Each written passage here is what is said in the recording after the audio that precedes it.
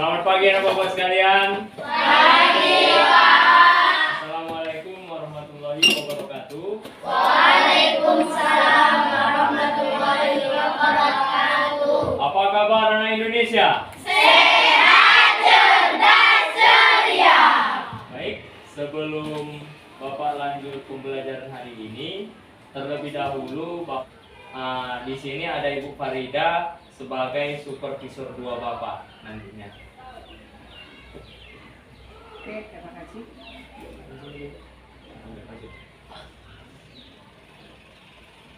Assalamualaikum warahmatullahi wabarakatuh. Waalaikumsalam warahmatullahi wabarakatuh. Ya, selamat pagi anak ibu semua. Baik, Bu. Nah, pada pagi hari ini nanti akan ada pembelajaran yang akan disampaikan oleh Bapak Guru supaya anak-anak ibu semua memperhatikan dalam pembelajaran nanti. Bisa ya anak ibu? Selalu. Oke. Baik, terima kasih sebelumnya Bu. Yang gini kayaknya. Mungkin ada. Jadi saya kesana Pak. Iya, di sana.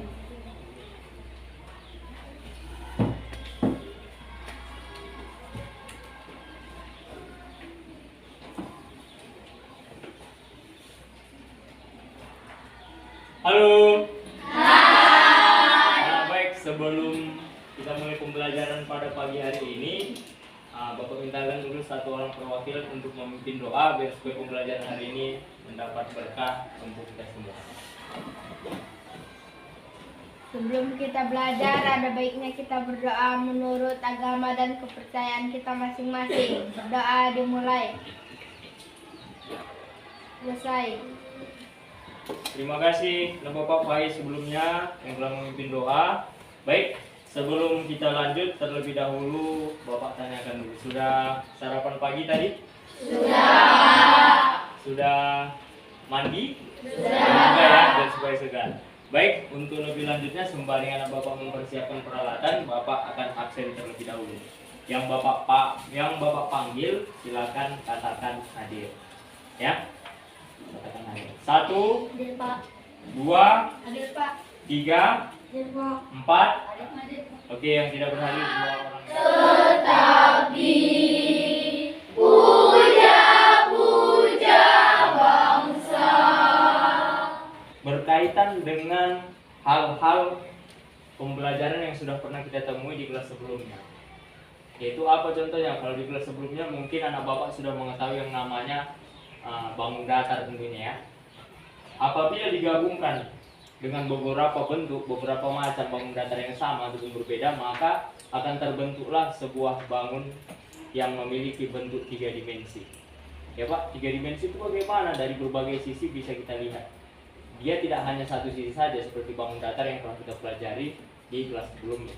Ya Pak, apa saja itu bangunan yang memiliki ruang? Coba sebutkan. Ada yang bisa menyebutkan Pak? Atap rumah. Ada ruangnya enggak? Ada kan ruang kelas kita. Ada kan? Kubah masjid. Ya kan? Banyak ya kan?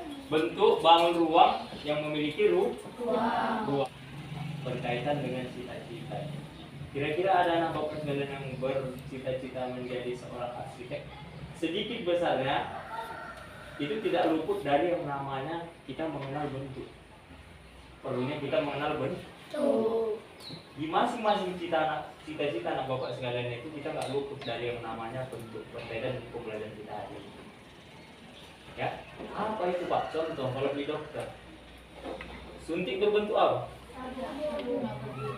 Nah, oleh karena itu Pak, jadi mulai dari sejak dini kita mempelajari yang namanya bentuk-bentuk bangun ruang, ya, ataupun bentuk-bentuk bangun yang dalam bentuk 3 dimensi sebagai modal dasar kita untuk mengenal ataupun nanti membuat sebuah bangunan yang berbentuk seperti ini.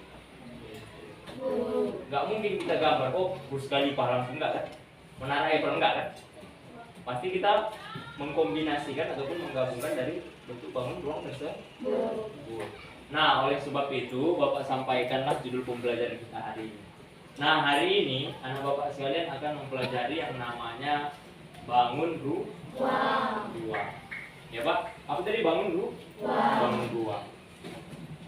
Nah, adapun tujuan pembelajaran kita hari ini yaitu anak bapak sekalian mengenal ataupun mengetahui jenis-jenis bangun ruang beserta unsur-unsur ataupun ciri-ciri yang ada dalam bangun ruang tersebut. Namun bapak sampaikan juga seperti yang tertulis di buku bapak sekalian. Bapak sampaikan juga. Jadi bangun ruang itu adalah sebuah objek bangun. Objek ya kan? Objek berarti benda. Sebuah bangun yang memiliki di dalamnya itu terdapat panjang, lebar, tinggi sehingga membentuk sebuah ruang. Itu sebabnya bangun ruang dinamakan adalah bangun ruang. Berbentuk 3 dimensi. Anak bapak di sini sudah bapak siapkan ada 7 alat peraga. Ya, ini namanya bangun ruang kubus. Ya, kubus ini memiliki unsur-unsur ataupun ciri-ciri dalamnya yaitu terdapat ada rusuk, titik sudut, sisi. Ya, rusuk, titik sudut dan sisi. Dan bukan hanya terdapat di kubus saja ya, Pak. Di semua bangun ruang ada 3 unsur tersebut, ada 3 ciri tersebut. Paling hanya 1 atau 2 bangun ruang yang tidak memiliki salah satu unsur yang bapak sebutkan tadi. Nah, ini bangun ruang apa? Kalau ini yang sudah ada baca, kira-kira ini bentuk bangun ruang? Prisma. Berbentuk segitiga. Kemudian kita ke sini. Ya, ini mudah-mudahan ya bapak dulu. Ini apa nih namanya? Limas. Ini namanya limas. Limas? Oh? Segi? 4. Ini kalau melihat perseginya ini. Ini namanya limas segi. Anda. Sekarang masuk ke iya, ini namanya ke sabung. Ini dia bentuk dasar bangun ruang sabung. Bola. Unsur apa saja yang ada di dalam ini? Hanya sisi. Ini yang bapak sampaikan di awal tadi. Ya. Tidak ada titik sudut, tidak ada rusuk. Baik, tadi bapak sudah sedikit besarnya memberikan penjelasan seputar bangun ruang, 7 bangun ruang sebagai dasar modal nanti untuk ke depannya mengetahui bentuk bangun ruang yang ada di sekitar kita. 1, 2, 3, 4.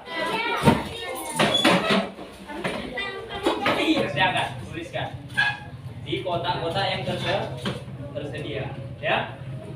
Kelompok 1, kelompok 2, kelompok 3, kelompok 4. Seperti yang bapak sampaikan tadi. Tiap orang ada menuliskan.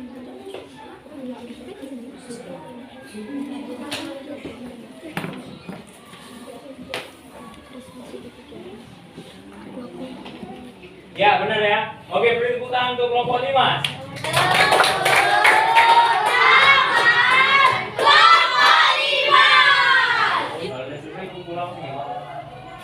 Adakah anak bapak sekalian yang belum paham seputar materi yang bapak sampaikan?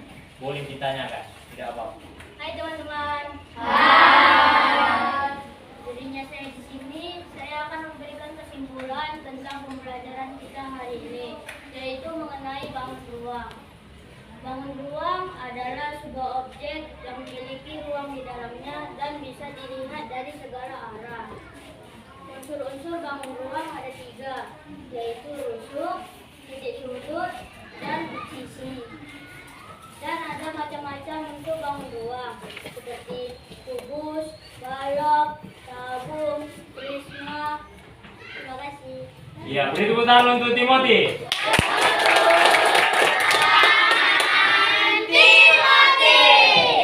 Jadi itulah pentingnya kita mengetahui, mempelajari yang namanya bangun ruang sebagai dasar nanti untuk kedepannya ataupun ke kehidupan selanjutnya. Anak bapak sudah memahami dan mengetahui apa-apa saja yang bisa dikatakan sebagai bangun ruang. Ya, bahwasanya tadi disampaikan Timothy yaitu bangun ruang adalah sebagai objek yang memiliki ruang di dalamnya. Kemudian Bapak tambahkan sedikit, yaitu bangun ruang tersebut memiliki panjang, lebar, dan tinggi. Baik, bagaimana pembelajaran hari ini? Menyenangkan? Ya, kalau namanya sebuah proses pasti memiliki kelebihan dan kekurangan. Baik, untuk menutup kegiatan pembelajaran kita hari ini, silakan kita berdoa dulu. Wakil kali ini tadi sudah kelas kan? Silakan wakil ketua kelas. Siap, Pak. Sebelum kita pulang, marilah kita berdoa menurut agama dan kepercayaan kita masing-masing. Berdoa dimulai. Berdoa selesai. Misalnya pada